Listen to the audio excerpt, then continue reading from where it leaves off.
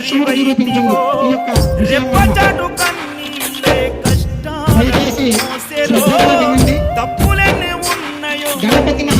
చేరదీయరు ఓర్వలేదు కలికాలం నాయి పయనం ఆపలేదు పలికిన నోరారా శరణం